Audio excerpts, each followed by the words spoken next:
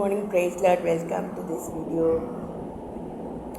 இன்றைக்கும் காலையில் ஒரு சண்டே கிளாஸ் கதையை நான் என்னுடைய பால்வாடி சில்ட்ரனுக்கு நான் சொல்லிவிட்டு ஊருக்கு கிளம்பலான்ட்டு ரெடி ஆகிட்டு இருக்கேன்.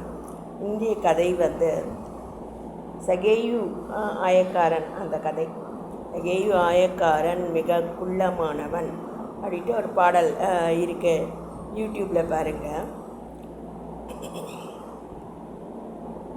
சகேயுவே, நீ இறங்கி வா, நான் உன் வீட்டில் தங்க வேண்டும், அப்படி கூட ஒரு பாடல் இருக்குது. யூடியூப்பில் டாக்டர் புஷ்பராஜ் அவர் பாடுறார், ரொம்ப அழகா.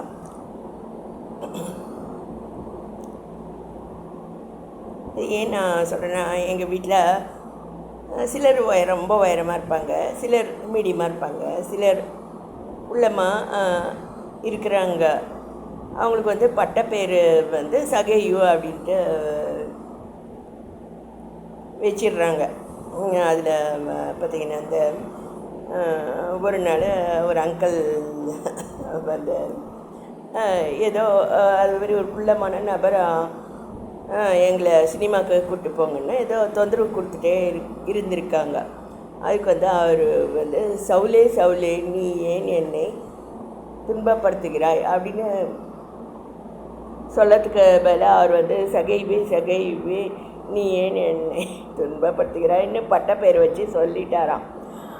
அதை வச்சு நீ எப்படி என்ன சகையுன்னு சொல்ல போச்சு அப்படின்ட்டு சண்டை எங்கள் வீட்டில் இது மாதிரி தமாஷான சண்டைகள் நிறைய நடக்கும். ஆனால் ஒருபோதும் நாங்கள் சாத்தானுக்கு எங்கள் வீட்டில் இடம் இருக்காது. ஏன்னா எங்களுடைய தாத்தாவுடைய ஜெபங்கள் அது மாதிரி அவர் வெளியே உட்காந்துட்டு இருக்காம தான் இருக்கும். ஆனால் ஓயாமல் அவர் ஜெபித்து போராடி கொண்டு இருப்பார் எங்களுக்காக. அதனால் நாங்கள் எப்பயுமே சாத்தானுக்கு எங்கள் வீட்டில் இடம் கிடையாது.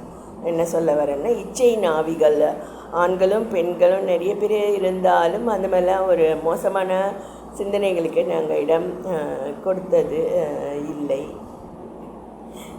சகைவின் கதை பார்த்திங்கன்னா, அவனால் கிறிஸ்துவை பார்க்க முடியலை. அதனால் ஒரு மரத்தின் மேலே ஏறி அவரை பார்த்தாலும் அவர் கரெக்டாக இது மாதிரி ஒரு ஆத்மா இருக்குது அப்படி சொல்லி அவர் சகைவே, நீ இறங்கி வா, நான் இன்று உன் வீட்டில் தங்க வேண்டும் அப்படி சொல்லிட்டு அவர் சொல்கிறாரு. இது போல் தான் என்னுடைய ஜீவிதத்துலேயும் ஒரு காரியம் நடந்தது. சாது தொண்டைமான் அந்த பிரசங்கியார் எங்கள் ஊருக்கு வந்திருந்தார். என்னுடைய தோழி அவங்க வீட்டிலலாம் போயிட்டு அவங்களுக்கெல்லாம் அபிஷேகம்லாம் கிடைச்சது. அவங்கள அவர் கர்த்தருக்குள்ளே வழி நடத்தினாருன்ட்டு நான் கேள்விப்பட்டேன். ஆனால் நம்ம வீட்டில் அந்த மாதிரி பிரசங்கியார்களை வீட்டுக்கு கூப்பிட மாட்டாங்க. அப்புறம் நாங்கள் மதுரைக்கு போயிட்டோம் சம்மரில் பார்த்திங்கன்னா. அப்போ என்னுடைய இருதயத்தில் கூட அந்த மாதிரி ஒரு சிந்தனை இருந்தது. தொண்டைமானெல்லாம் நம்ம வீட்டுக்கெல்லாம் நம்ம கூப்பிடுறதும் இல்லை, அவர் நம்ம வீட்டுக்கு வர்றதில்லை அப்படின்னு நினச்சிட்டே இருந்த மாதிரிங்க. அவர் உள்ளே வந்துட்டார் நம்ம வீட்டுக்குள்ளே. ரொம்ப ஆச்சரியமாக இருந்தது எனக்கு. நான் அப்போ ஒரு ஸ்கூல் கேர்ள் தானா, ஒரு 8வது அப்படி படிச்சிருப்பேன்னு பாருங்கள், 9 போகிறேன். அது மாதிரி அவர் கரெக்டாக என்னுடைய இருதயத்தில் இருந்தது எல்லாத்தையும் அவர் சொல்லிட்டார். எனக்கு நடக்க போகிறது எல்லாமே தீர்க்க தரிசனமாக எனக்கே காண்பித்து எதிர்காலத்தில் பெரிய ஊழியக்காரியாக வருவா அப்படின்னு சொல்லிட்டு நிறைய பேர் அங்கே நாங்கள் இருந்தோம். ஆனால் நான் மட்டும்தான் ஒப்பு கொடுத்தேன்.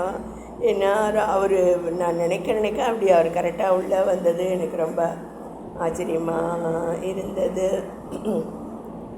அவர் அபிஷேகம் அதெல்லாம் பற்றி ஒன்றுமே சொல்லாமல் அவர் போயிட்டார். ஆனால் கூட கர்த்தர் என்னோட இருந்து தொடர்ந்து என்னை கரம் பிடித்து வழி நடத்தி போதித்து கஷ்டமான சூழ்நிலைகளில் இவ்வளோ தூரம் என்னை சாட்சியாக வைத்திருக்கிறதுக்காக நான் அவருக்கு நன்றி சொல்கிறேன்.